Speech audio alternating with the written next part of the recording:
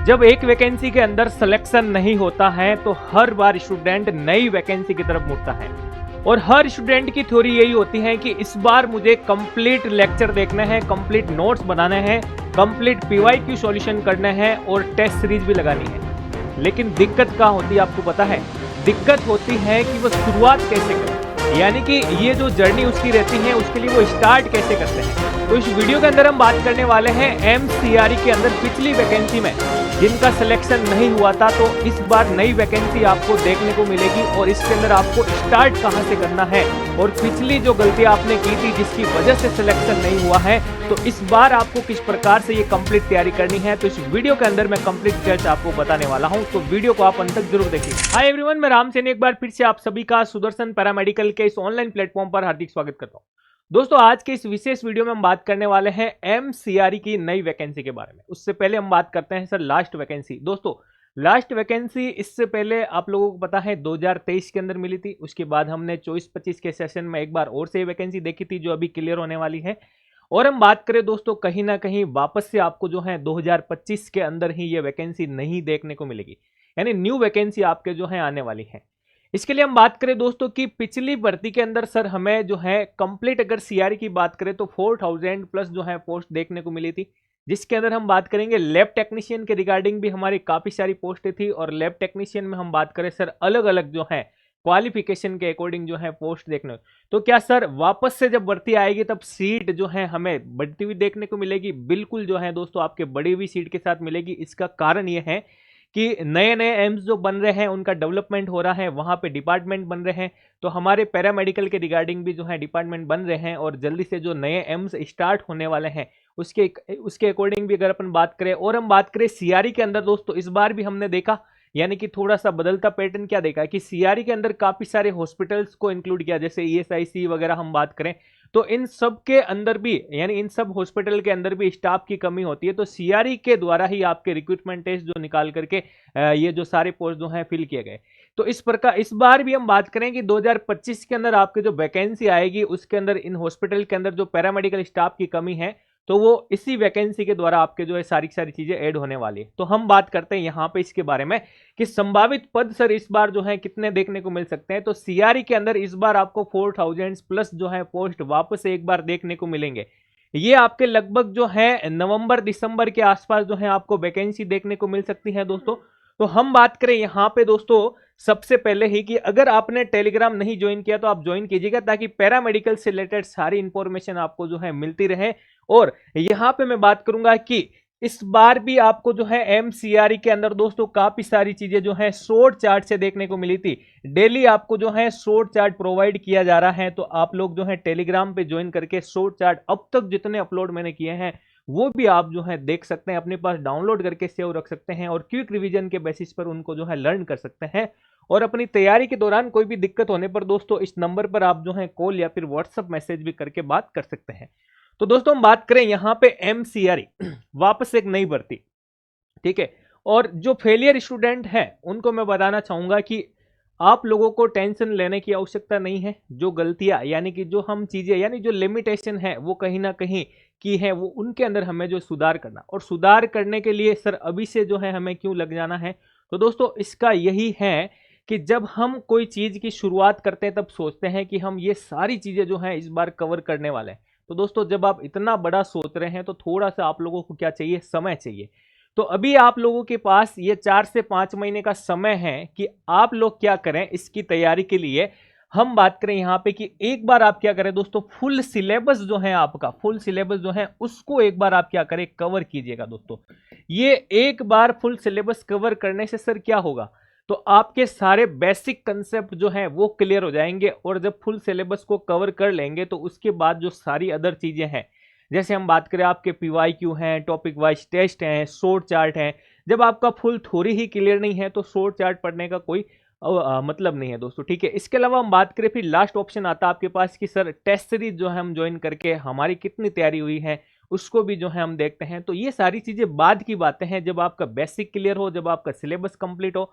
तो एक बार आप लोगों को क्या करना है भाई, अभी आपके पास जो समय है उस फुल समय के अंदर फुल थ्योरी को जो है कंप्लीट आपको करना है दोस्तों, ठीक है। और दूसरा हम बात करें कि सर इससे जो है हम स्टार्ट कहां से करें दोस्तों स्टार्ट करने के लिए आपको जो है कुछ भी बड़ा करने की आवश्यकता नहीं है। आपको सिर्फ और सिर्फ क्या करना है दोस्तों, सिर्फ और सिर्फ सर हमें सिलेबस जो है एक बार उसका जो है कंप्लीट फोकस करना है। यानी कि आपके पास अगर सिलेबस है और एग्जाम का पैटर्न पता है तो आप स्टार्टिंग कर सकते हैं। तो सिलेबस के अकॉर्डिंग ही आप पढ़े, एमसीआरई का जो सिलेबस है आपका। और दूसरा हम बात करें सर इस वैकेंसी के अंदर क्या वापस से लैब टेक्नीशियन के रिगार्डिंग कौन कौन सी पोस्ट आपको देखने को मिल सकती हैं, तो मैं यहां पे आपको बता देता हूं दोस्तों। वापस आपको जो है जूनियर मेडिकल लैब टेक्नोलॉजिस्ट देखने को मिलेगा, लैब अटेंडेंट ग्रेड 2 की पोस्ट भी देखने को मिलेगी, junior medical laboratory technologist lab attendant की पोस्ट, देखो ग्रेड 2 और लैब अटेंडेंट दोनों अलग अलग हैं। फिर हम बात करें यहाँ पे आपको लैब टेक्नीशियन है, लैब अटेंडेंट ग्रेड 2 है, लेबोरेटरी टेक्नीशियन है, और इसके अलावा हायर क्वालिफिकेशन की पोस्ट भी आपको यहाँ पे देखने को मिलेगी, जिसके अंदर हम बात करें मेडिकल लेबोरेटरी टेक्नोलॉजिस्ट, ठीक है, senior technician, senior laboratory technician. तो ये सारी पोस्ट है लैब टेक्नीशियन के रिगार्डिंग अलग अलग क्वालिफिकेशन के अकॉर्डिंग जो है आपको सीआरई के अंदर जो है काफी सारी पोस्टें हमें देखने को मिलती हैं दोस्तों, ठीक है। इसके अंदर क्वालिफिकेशन की क्या नीड है, सारा सारा नोटिफिकेशन आपको जो है टेलीग्राम चैनल पे मिल जाएगा। आप हर एक पोस्ट के अकॉर्डिंग देख सकते हैं, यानी कि जिन्होंने डिप्लोमा कर रखा है, जिन्होंने डिग्री कर रखी है साइंस के साथ, ये सारी चीजें जो हैं उनके लिए सेपरेट सेपरेट दे रखी हैं और पे लेवल भी साथ में दे रखा है दोस्तों, ठीक है। तो जब भी आपको फुल नोटिफिकेशन वापस देखने को मिलेगा, क्वालिफिकेशन आपका जो है चेंज नहीं होता है, यही सारी चीजें आपको जो है देखने को मिलेगी। अच्छा, दूसरा हम बात करें कि सर हमें जो है प्लानिंग कर लेनी चाहिए कि सीआरई के अकॉर्डिंग हम काम कर रहे हैं तो सीआरई के अकॉर्डिंग ही हमारा टेस्ट होना चाहिए। यानी एग्जाम पैटर्न की अगर अपन बात करें कि जब सर हम सिलेबस को पढ़ रहे हैं तो हमें पता होना चाहिए हमारे सब्जेक्टिव पोर्शन से कितना पार्ट आएगा, नॉन टेक्निकल से कितना आएगा। तो यहाँ पे देखो हम बात करें दोस्तों, ये आपके 100 मिनट का पूरा पेपर होता है जिसमें आपके 100 एमसीक्यू पूछे जाते हैं। 100 एमसीक्यू के अंदर आपके 25 एमसीक्यू नॉन टेक्निकल के होते हैं। अब देखो दोस्तों, यहां पे आपको जो है ध्यान रखना है कि हर एक स्टूडेंट, हर एक पैरामेडिकल स्टूडेंट की सबसे बड़ी कमी, सबसे बड़ा लिमिटेशन यही होता है उसका नॉन टेक्निकल पोर्शन तैयार नहीं होता है। मैं बार बार मेरे हर क्लास के अंदर भी यही बात कहता हूं कि समय रहते अभी भी आप नॉन टेक्निकल के पोर्शन को एक बार तैयारी कर ले, क्योंकि हर एक एग्जाम के अंदर आपको जो है नॉन टेक्निकल का पोर्शन अब देखने को मिलता है। तो कहीं ना कहीं आपके सिलेक्शन में सबसे ज्यादा रोल इसी का ही होता है। चाहे क्वेश्चनों की संख्या कम हो, लेकिन सबसे ज्यादा अहम रोल आपका इसी का होता है। क्यों? क्योंकि टेक्निकल का पोर्शन आप लोग 4-5 सालों से कंटिन्यू पढ़ते हुए आते हो। जब आप अकेडमी करते हो, जब आप वैकेंसी का एग्जाम देते हैं, फाइट करते हैं, तो उस समय भी आप पढ़ते हो। यानी 3 से 4 सालों से कंटिन्यू अकेडमिक के अंदर भी पढ़ते आ रहे हैं, तो ये आपका टेक्निकल पोर्शन तैयार रहता है।